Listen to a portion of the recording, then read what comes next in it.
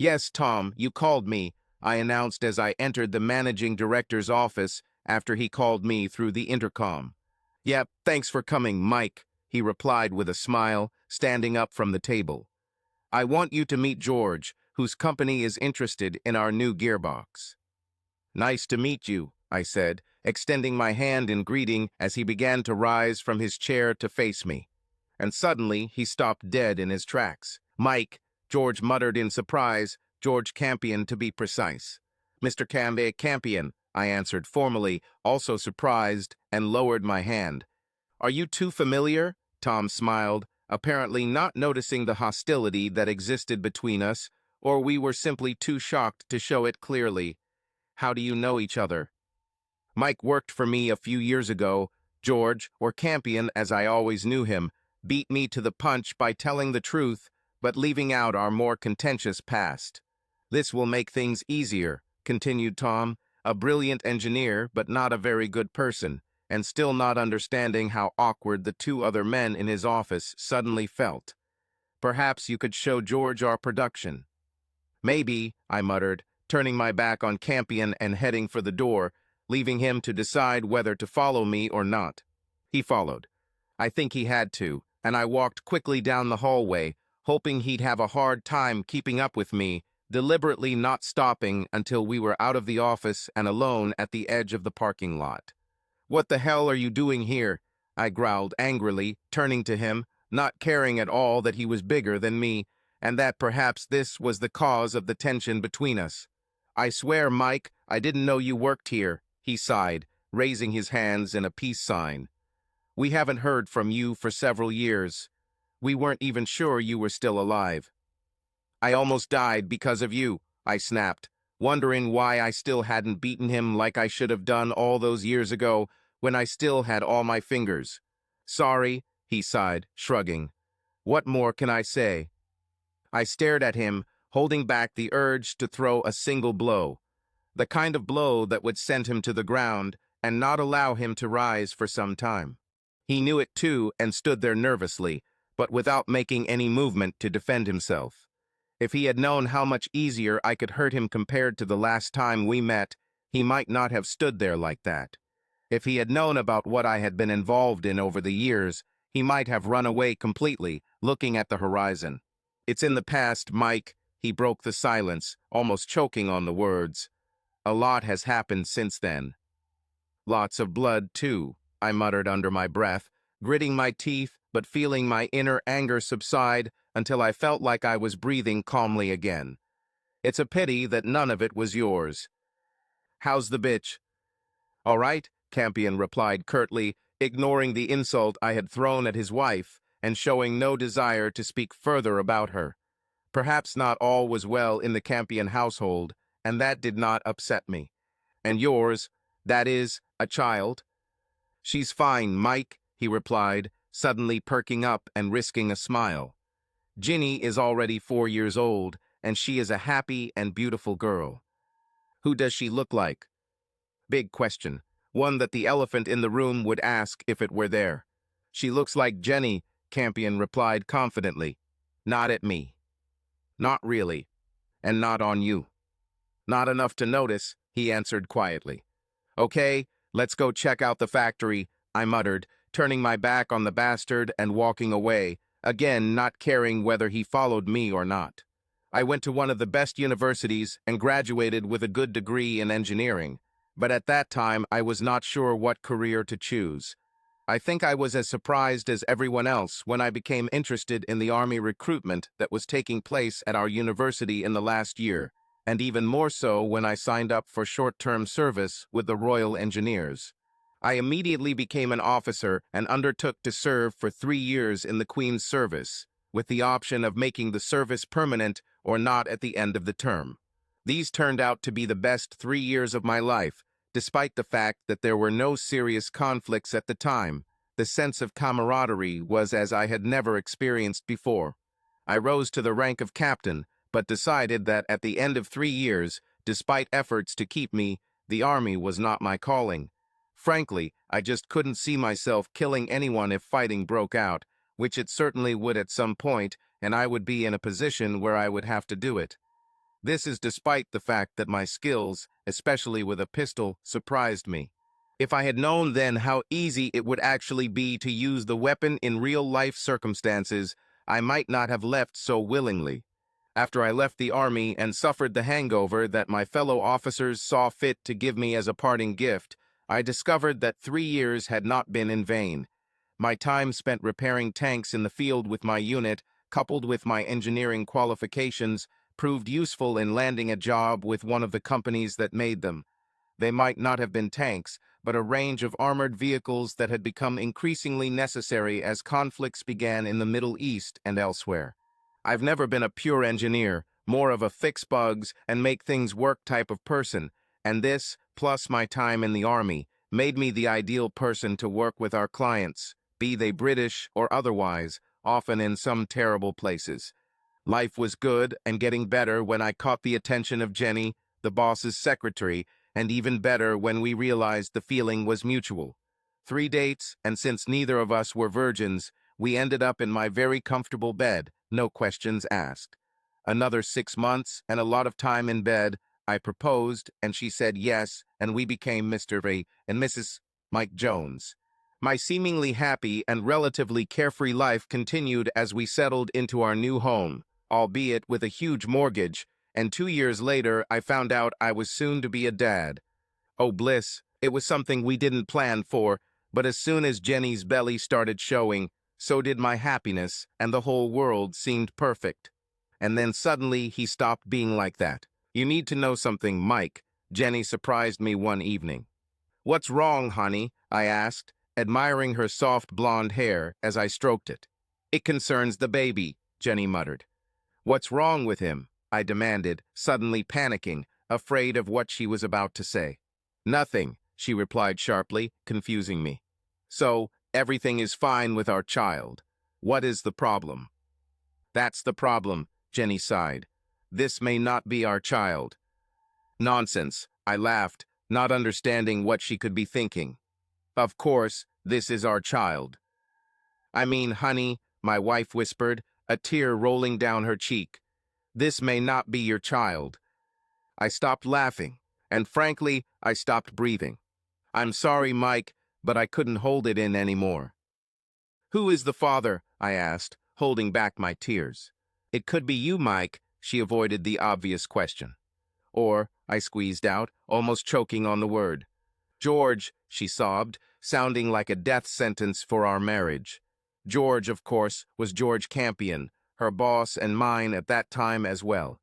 When did it start? I asked, close to crying, but it was the wrong question, because it wasn't a question of when they started, but that they never stopped.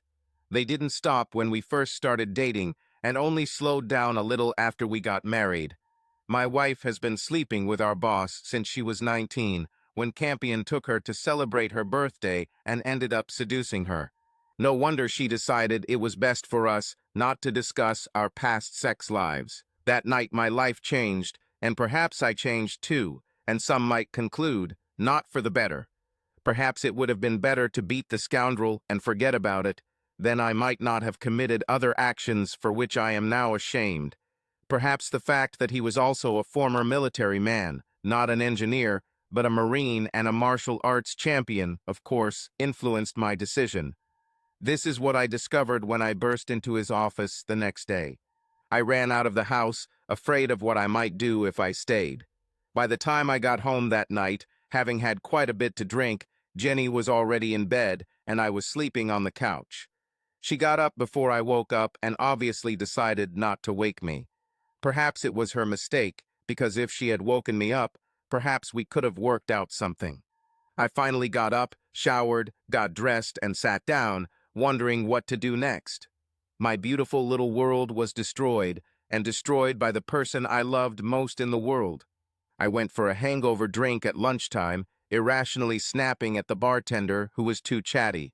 That's when I decided to go and confront George Bloody Campion, perhaps to get his side of the story, although I had no idea how that would help. Perhaps I had other plans. I drove to the factory, past the guards at the gate, half expecting them to refuse me entry when I showed them my pass. I entered the building, nodding to the receptionist and several colleagues, almost not understanding how they could act as if nothing had changed when the world collapsed. I did not go to my office, but went straight to the principal's office, ignoring the secretary as I passed by, barely hearing her exclamations that Mr. Britease Campion was busy and could not be disturbed. Would I have been better off listening? I opened the door, walked in, and froze. Campion was indeed there, surrounded by his 3 other directors, so it was no surprise that his secretary was there too. The 3 men's attire was formal, as expected, even their ties were intact. The secretary, Jenny, my wife, was wearing her high-heeled work shoes, a pair of not too flashy earrings, and not much else. Where the rest of her clothes were, I had no idea. "Crap," Campion muttered when he saw me. The rest of the room, including me, froze in shock. "Nothing is happening," Jenny muttered, which seemed like a pretty stupid statement considering she was standing there completely naked among 4 clothed men. Oh God, she was so damn beautiful, and I will never enjoy that gorgeous body again.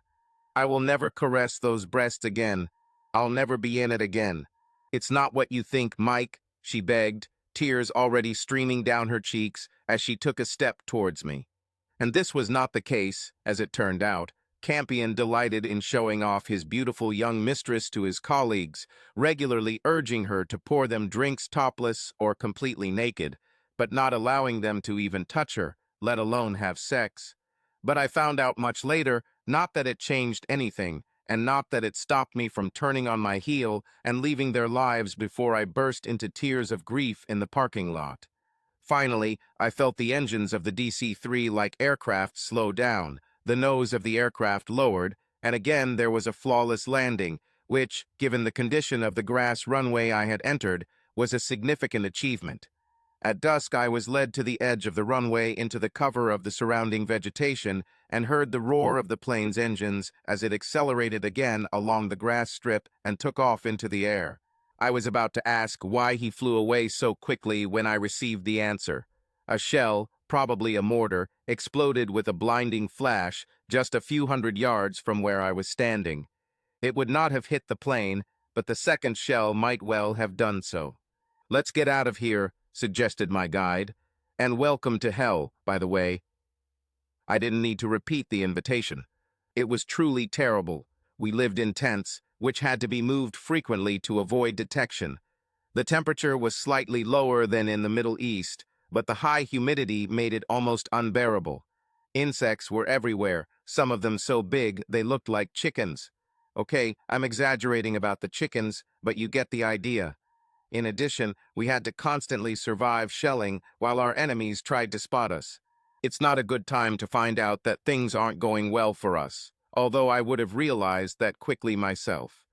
Double salary quickly lost its appeal, and the prospect of that alluring bonus seemed like a ghostly dream. The problem, of course, was that you couldn't just say, "I've changed my mind. Please take me home."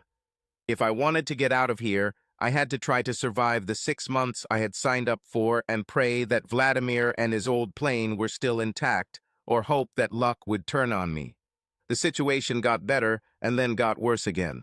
My team of mechanics, some of whom were locals, a German, 2 Frenchmen, and 2 guys of dubious origin, had almost lost their enthusiasm.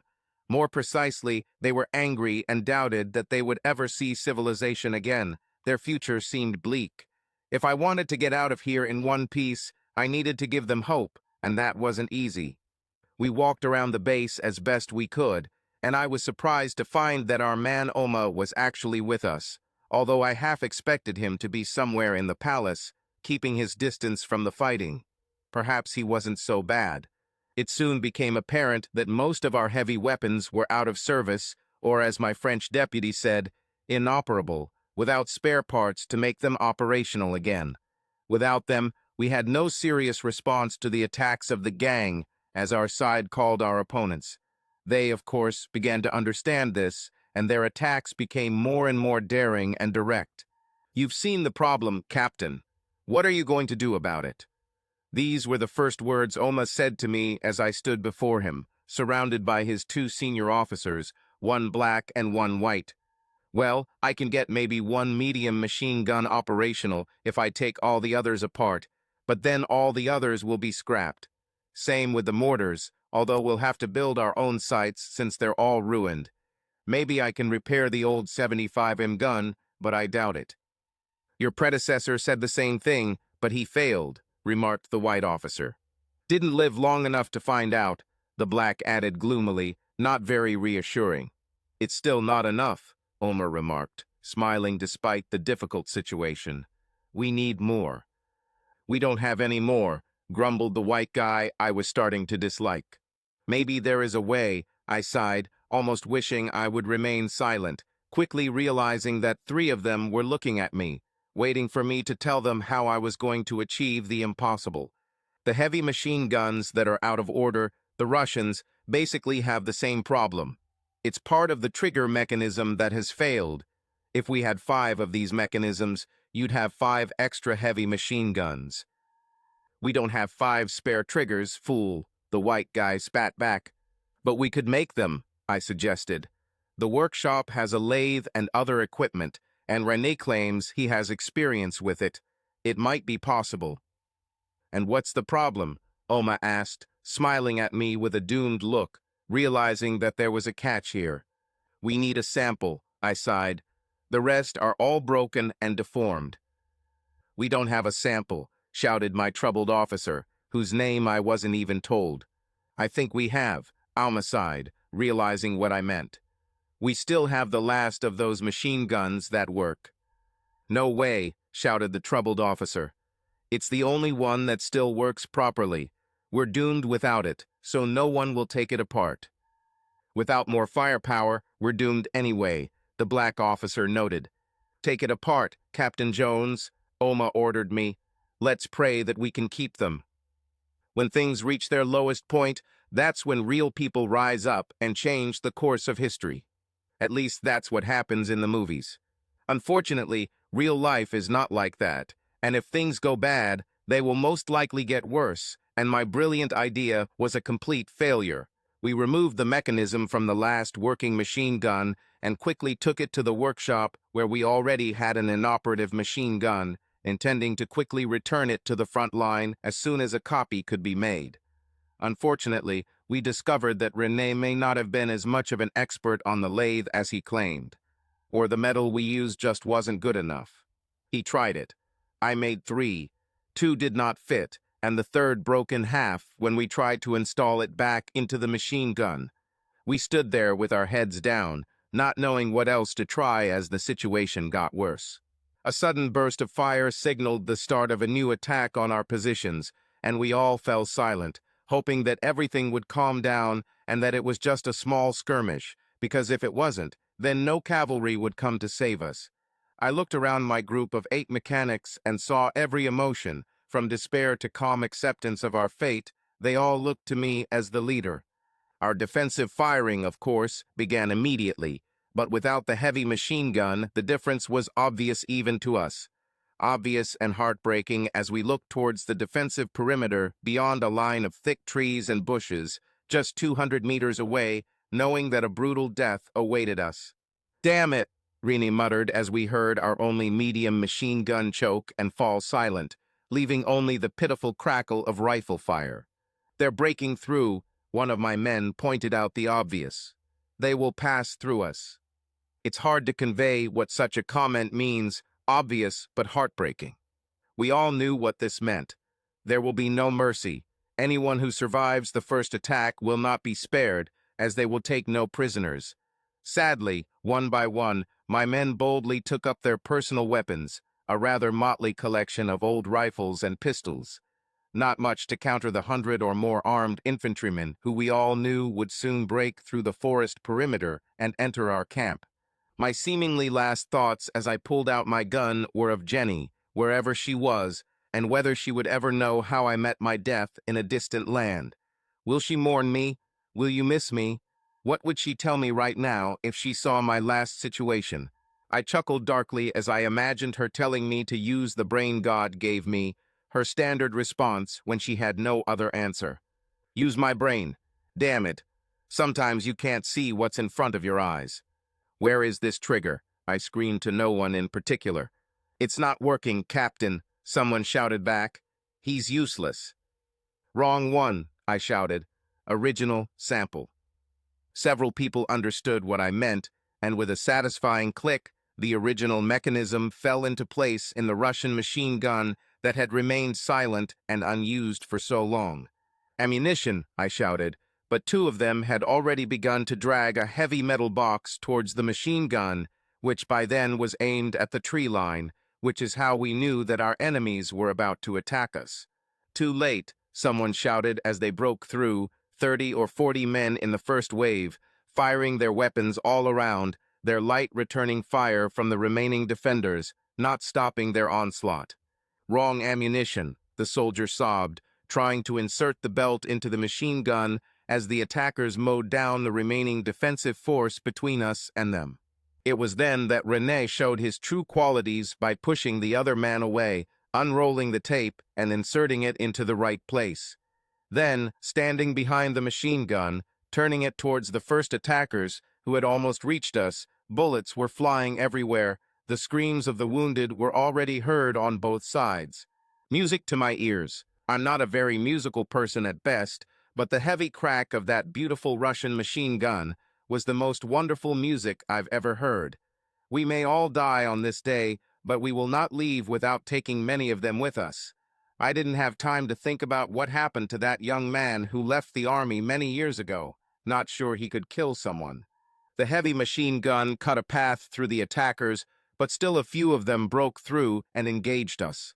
My pistol was hot in my hand as I fired at them at every opportunity. Some of them were so close that I had to shoot in between your people. We were brought down, and then suddenly stopped as my men mowed down the last of them, sometimes literally with antique bayonets. Then the next wave hit, a much larger group, but by then we were more prepared.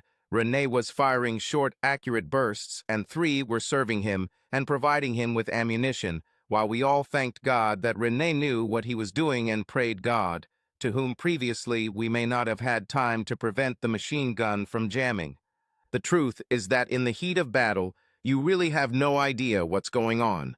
Maybe some general knows, but we didn't have it on hand, so we just kept fighting for our lives. What we didn't know, of course, was that our attackers had rushed straight into our ambush, although it was an ambush of which we had no idea. The last thing they expected, having broken through our defensive lines, was to stumble upon our heavy weapons far behind the front line. Who would have expected it?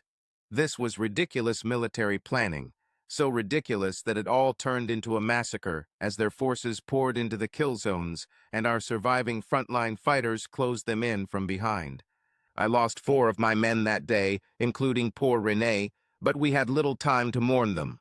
We didn't know that they were planning their main attack that day, and the truth is that if we hadn't accidentally removed that machine gun from the front line, we would have been defeated and I would have ended up in an unmarked mass grave somewhere in a distant land. This battle did not win the Civil War, but it certainly changed the course of events. News of Alm's victory convinced the various factions to join him, finally seeing a real chance to overthrow his very unpopular cousin. Within 10 weeks, Oma had captured the largest city in the country with relatively few casualties on both sides, or, more importantly for us mercenaries, a gold mining complex, small but without which the huge bonus we were all promised might not have been paid. Personally, I took no direct part in the ensuing skirmishes, but was busy moving our supplies and adding those captured to our inventory. But the day after that first big win, Oma pulled me aside for a private conversation.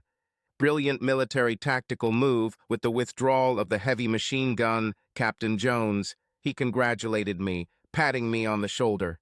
Total luck, I smiled back. But my men did very well under fire. Nonsense, he smiled, almost unable to contain his laughter. The tactics were perfect.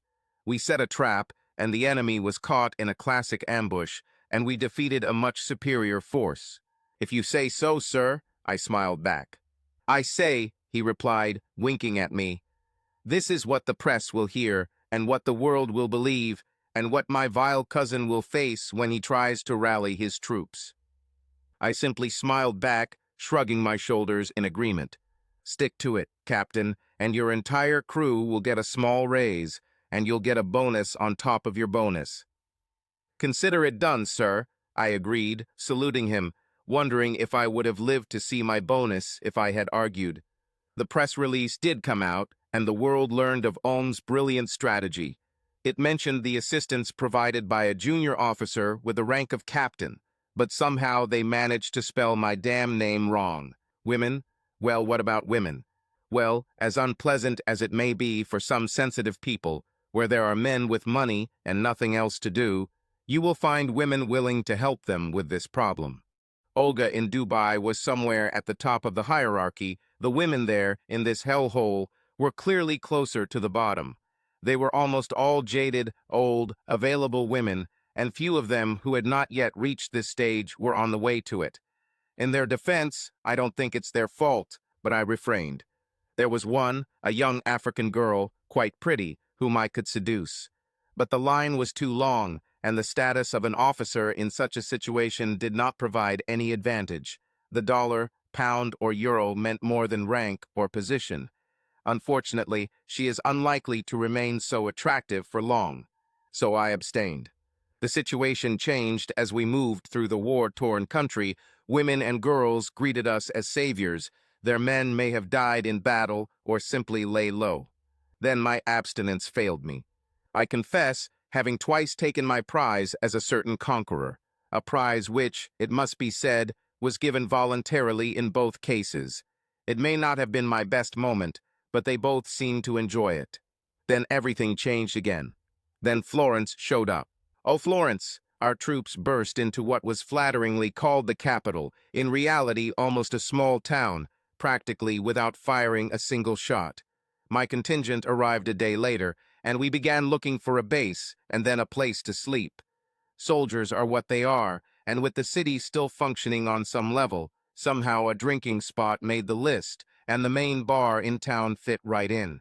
Of course, we weren't the only ones. The place was already crowded with other troops with the same idea.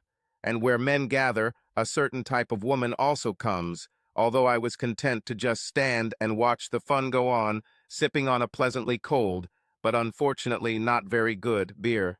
I knew I shouldn't have interfered, but a girl's scream caught my attention. Pushing through the crowd that had gathered around, I soon found the cause, a young woman who was being roughly treated, and unlike the other available girls in the bar, she was resisting quite violently. I was going to turn away, it was none of my business, and I had no desire to confront the hardened African soldiers who were tormenting her. Large and black, like their comrades who egged him on, they were not going to pay attention to a junior officer, especially a white one. The sound of fabric ripping and a scream of horror stopped me in my tracks, and I turned around to see her bare breasts as he tore off her top, although women's bare breasts were no longer unusual in this bar that night.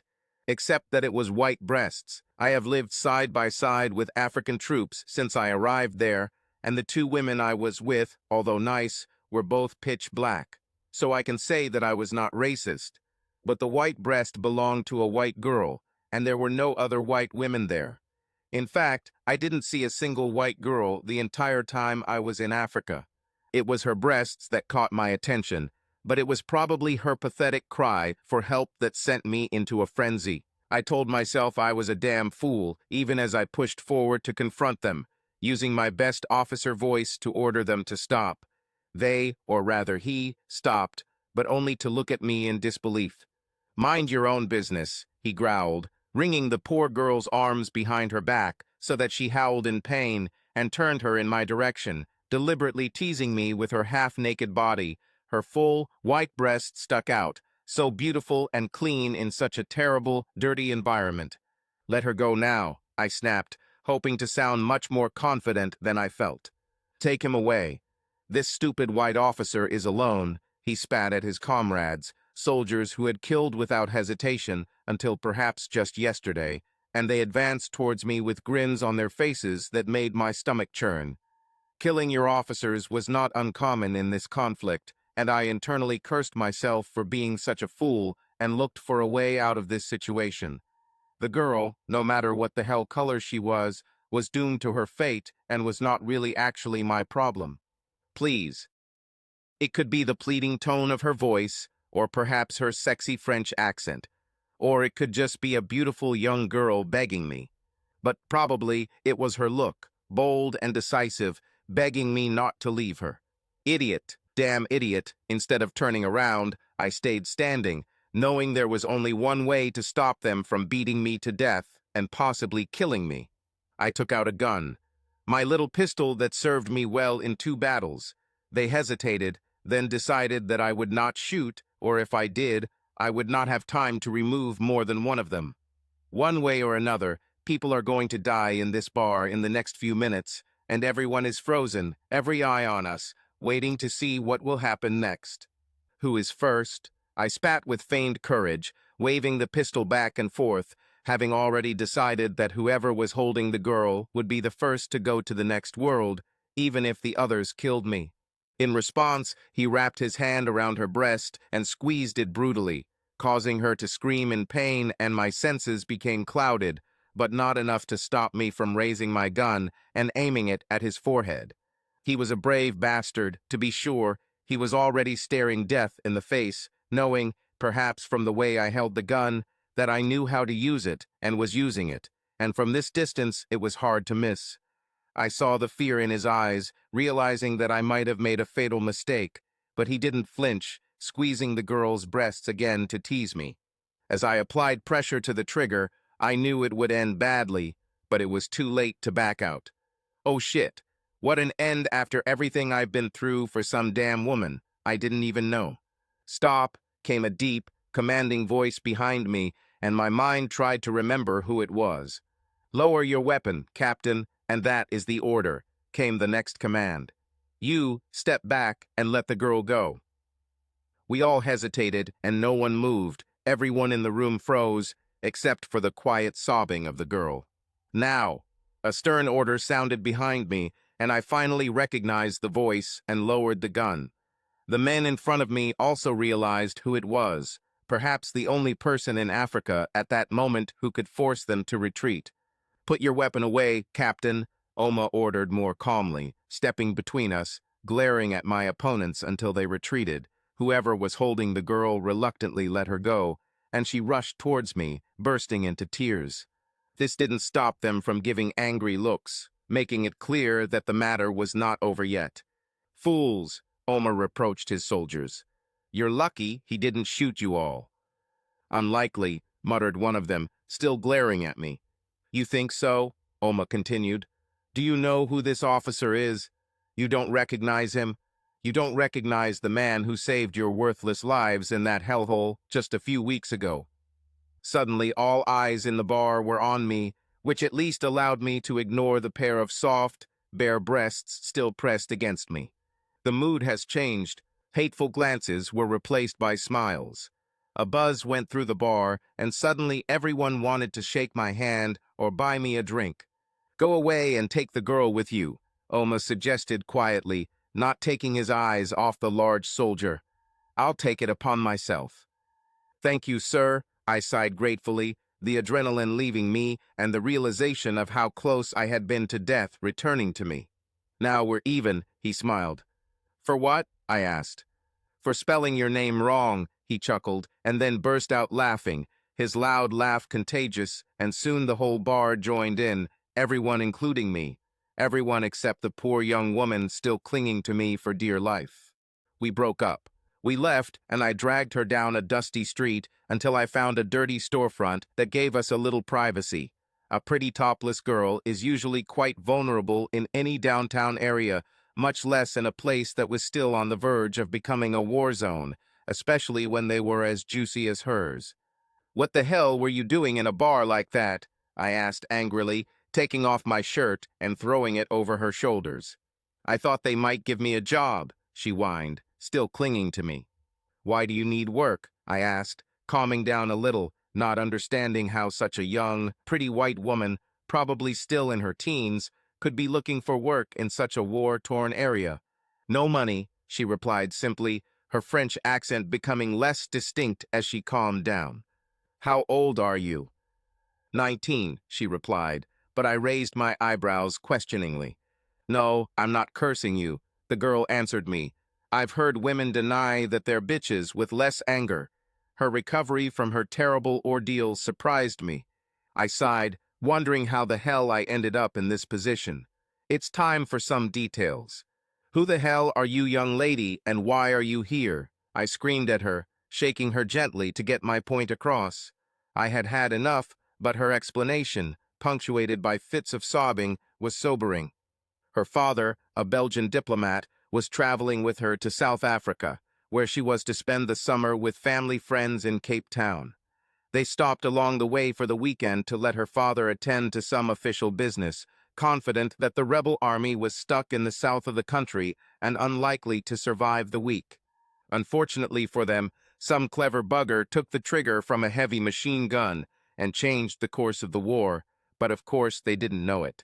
Her name, it turned out, was Florence. Our return flight was canceled, and then suddenly government soldiers poured into the city to escape the rebels. Ma and Papa argued with some of them, and they shot him. They killed him. No, she replied, tears streaming down her cheeks at the memory. He lost a lot of blood, but the hospital was still open then and saved his life. A Red Cross plane was flying out, and he was put on it. I just pray he's still alive. Why didn't you go with him? No place. Dad was barely conscious, so I just had to let him go, she sobbed and went on to explain how she returned to the hotel they were staying at and kept a low profile until they stopped. Kicked her out earlier that day, unable to pay the bill. That's how she used to end up in a bar looking for a job to earn some money. No chance, of course, except to lie on her back on some dirty mattress, where she almost ended up anyway. So where are you sleeping tonight? I asked her. Where do you sleep? She nervously snapped back at me.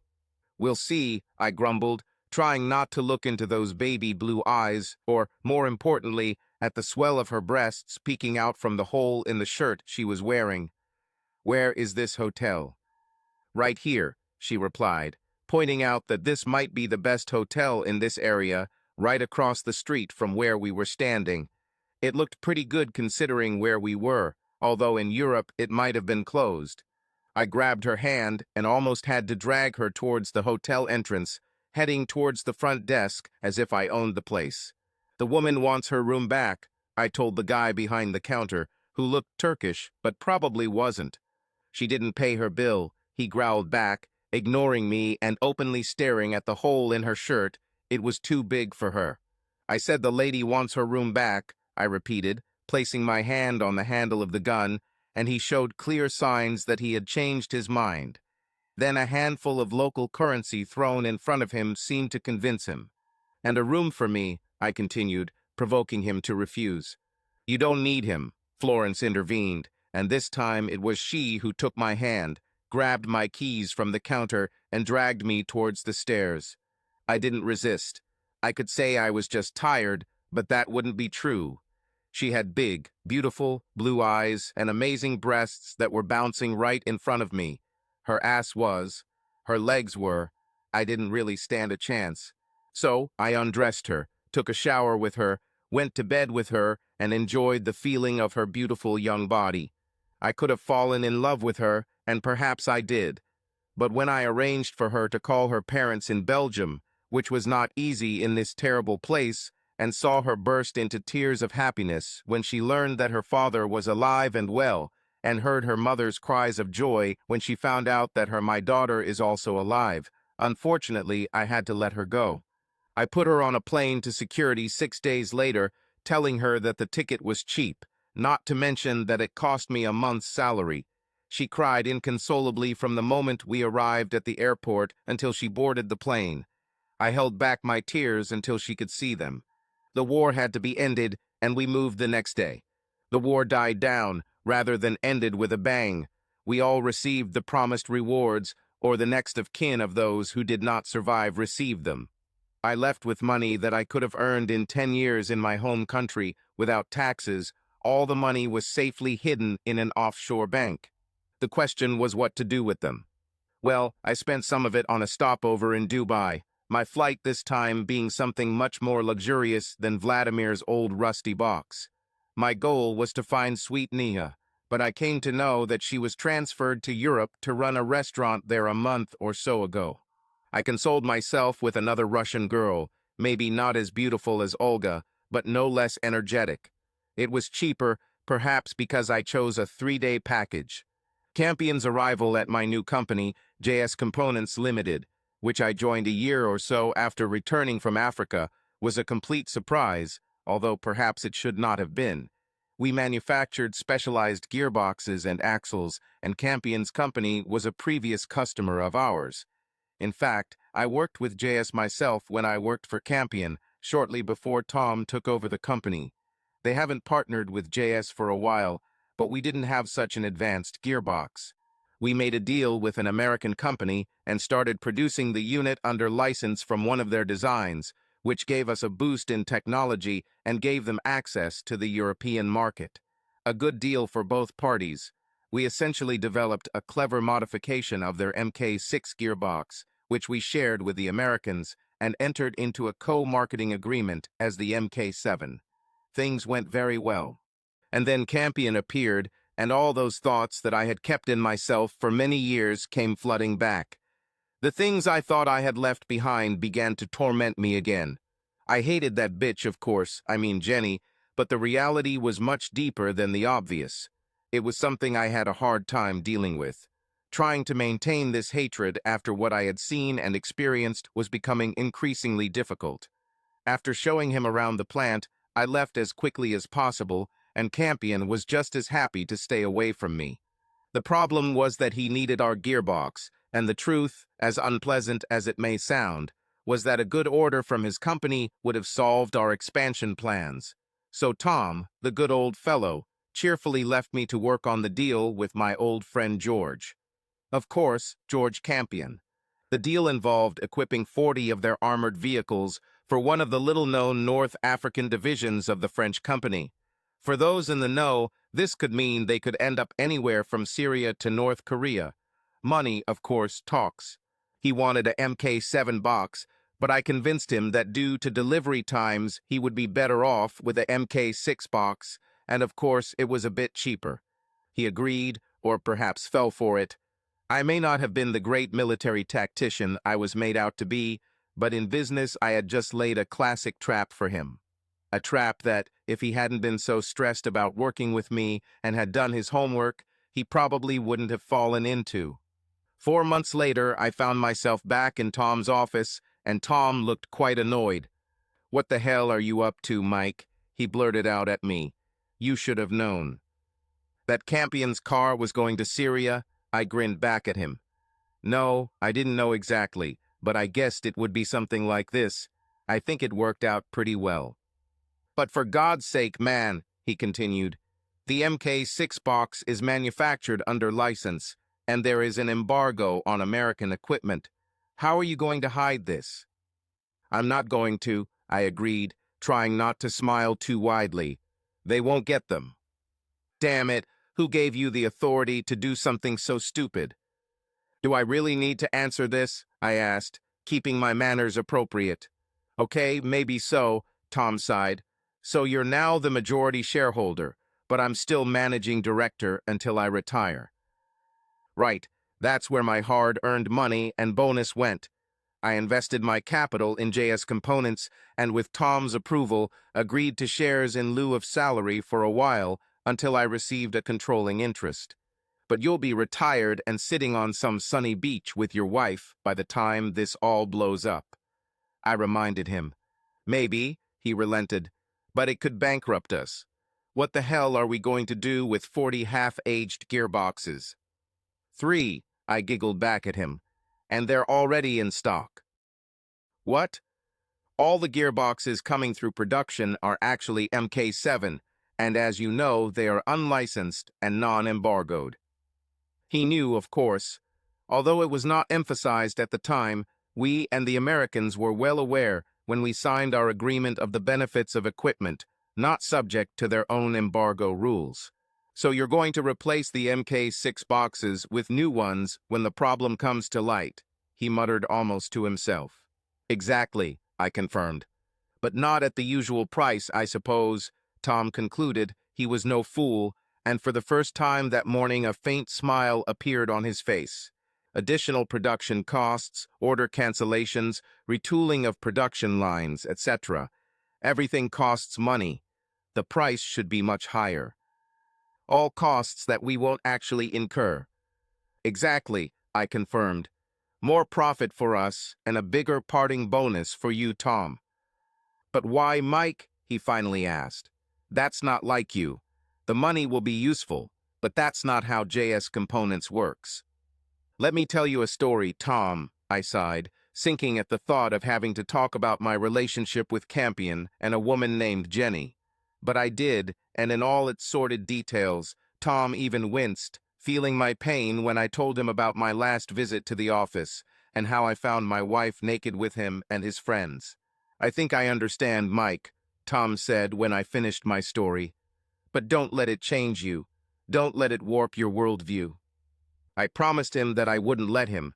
We opened the drinks cabinet, and he left me alone. The problems began almost exactly 3 months after I met Tom. Campion's company has already received 3 MK6 boxes and has carried out all the engineering work to ensure their vehicles fit these boxes. They demanded more to get the production line up and running, and that's when I hit them. We're having a bit of a supply problem, I told their production manager, luckily a man I didn't know well, having been hired after I left. I hope the delay won't be too long, he replied. We have everything set, and the first shipment should be delivered in a few weeks. When I suggested that he might not get them, he exploded, and I had to wait for him to calm down before continuing. I offered to meet with his boss to solve the problem, which he easily agreed to, not knowing that I wanted revenge at the very place where the problem arose. And so it happened. What the hell do you mean you can't supply gearboxes? Campion exploded. You've been producing them for months.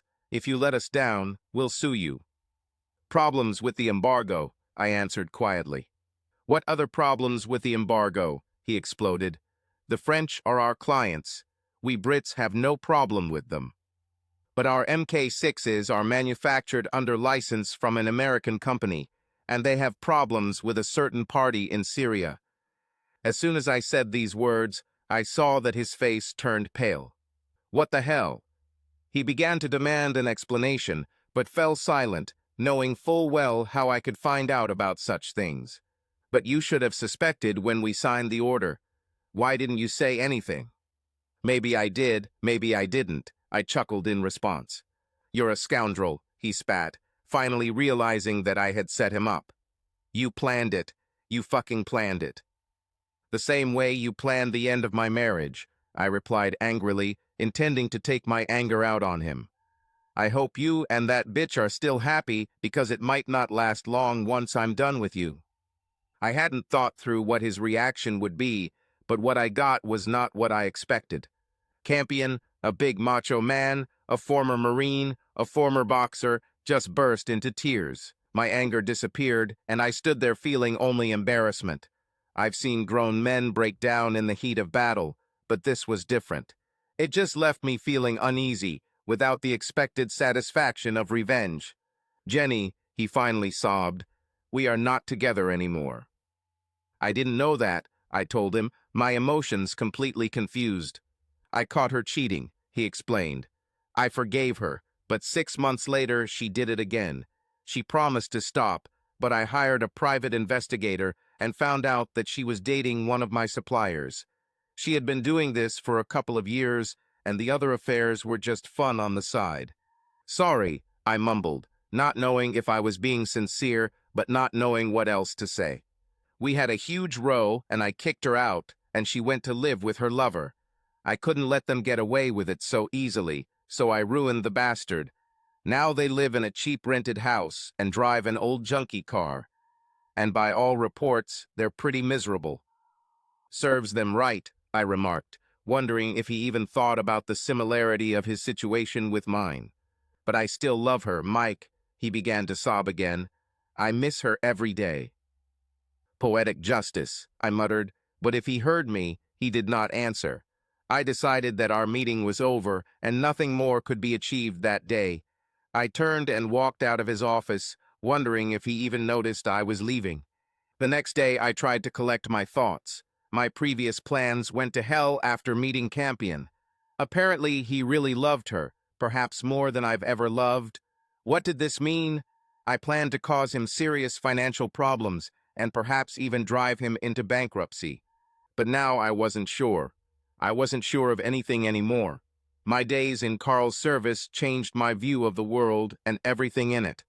We had a few more meetings, and my plans and intentions again took an unexpected turn. So much for being a great tactician.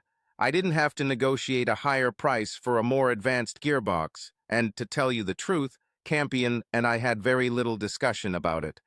Instead, to my surprise, I found myself discussing the workings of Campion's business.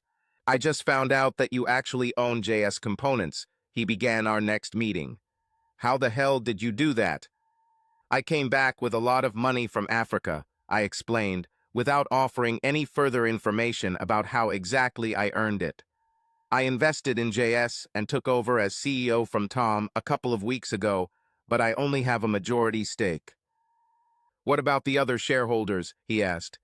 Old family members of the original owner. As long as they receive their dividends, they do not interfere.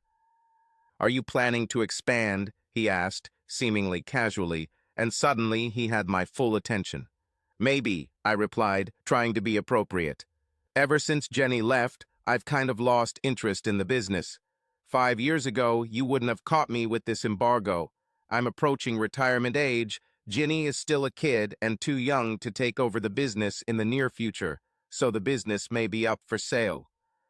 How many? I asked, not wasting time on unnecessary words, but realizing that my heartbeat was significantly increasing. He named a figure that seemed unexpectedly reasonable to me, but I still made a dissatisfied face. Campion offered a slightly lower amount, and I made a disgruntled face again, but it didn't work the second time. He wasn't that desperate. I'm not sure I can raise that amount, but I'm definitely interested. The banks will help, he suggested. How about half the amount for 51%? I counter-suggested, and he sat looking at me while he thought. That would give you a controlling interest, he apparently noted. That's good, but can I trust you?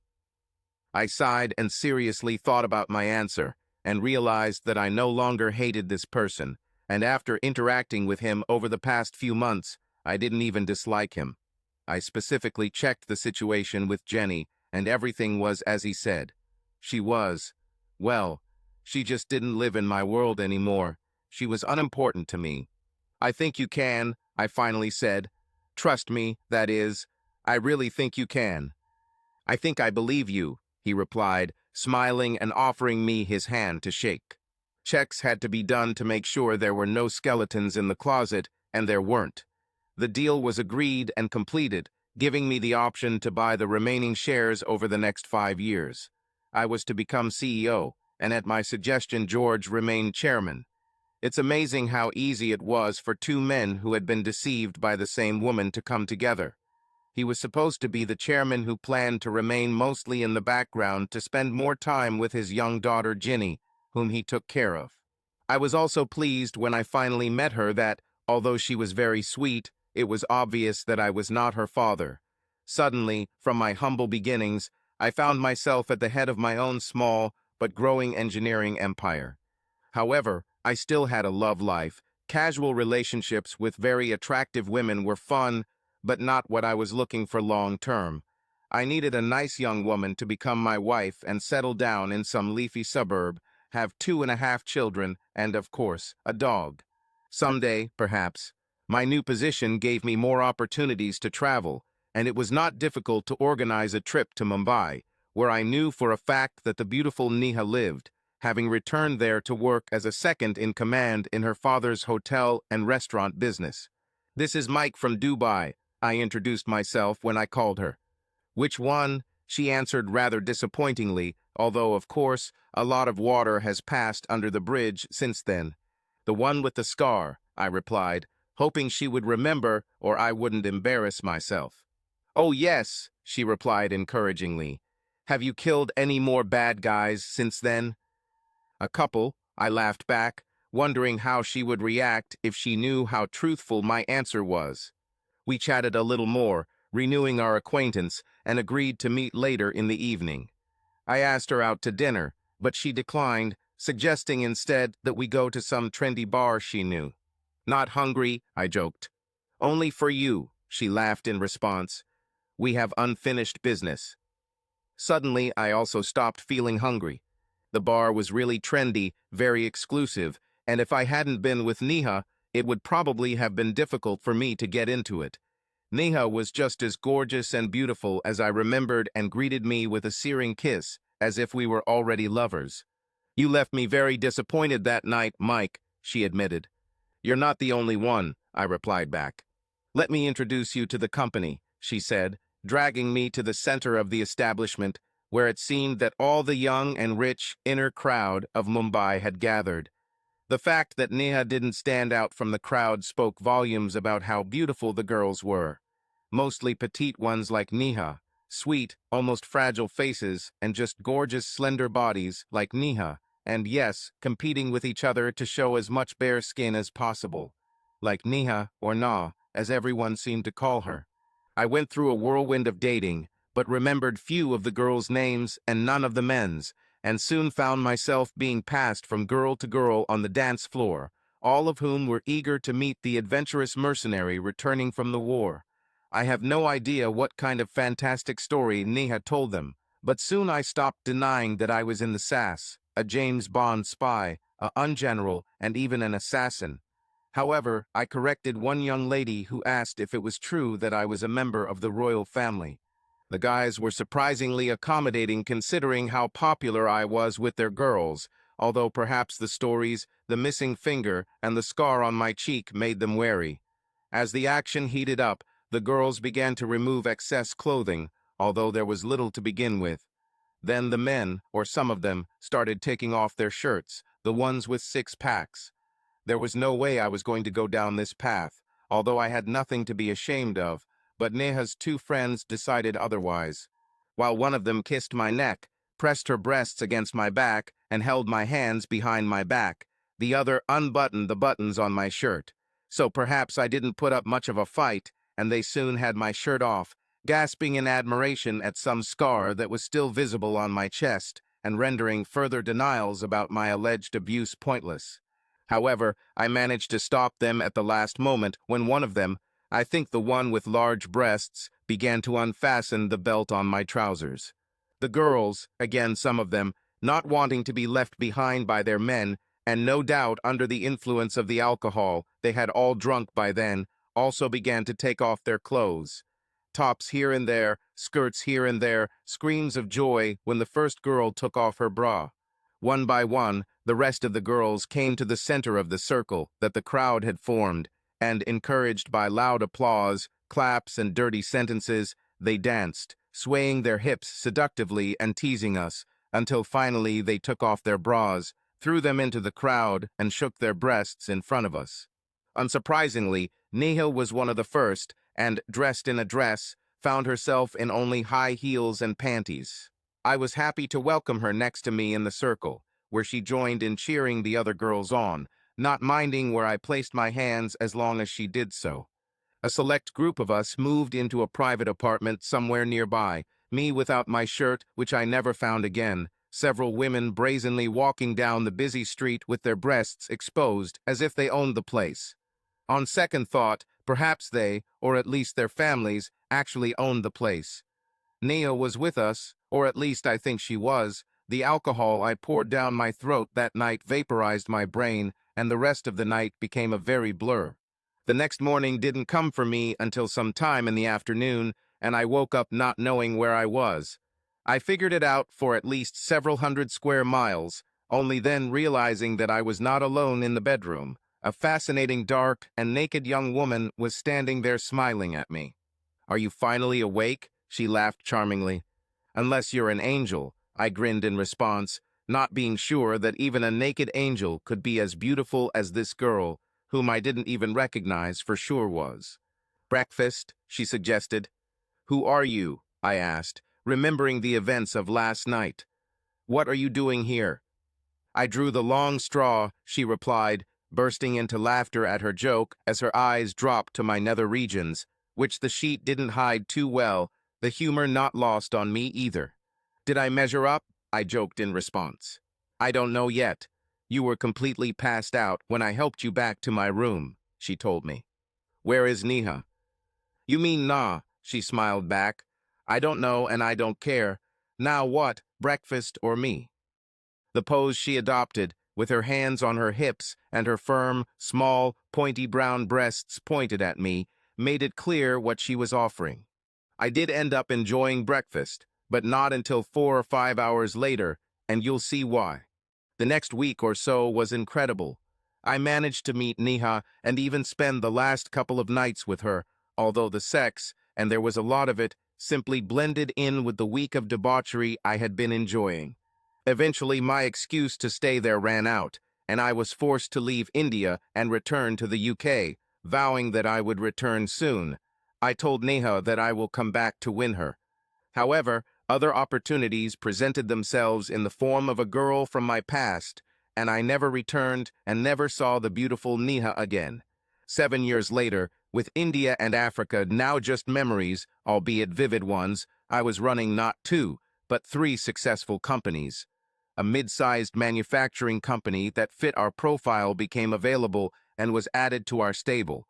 A new business based in Belgium and introduced through a close family connection, there now allows me to jokingly describe our business as multinational. And more importantly, I was very happily married to a wonderful, somewhat younger woman, and soon to be a father again, which made me a very content man. My days of violence were now far behind me, with only one difficult choice left to make in a month, give or take a week. The choice was what to name our expected boy, Mike after me or Jean Paul after my wife's father. Either way, he will join his lovely 2-year-old sister, whom we named Florence, and of course it was in honor of her mother. And with that, I hope I have left you with enough clues for you to understand how my story came to such a happy and completely satisfying conclusion when I finally had a real loving wife. A wife who still happily tells everyone how her husband will always be her hero and how he once saved her from a terrible fate. Maybe one day I'll embarrass her like she embarrasses me by giving someone all the details. Subscribe to our channel so that your love doesn't cheat on you, and go ahead and listen to the next story, because this story is nothing compared to the next one. If you're under 18, don't even think click to the next one.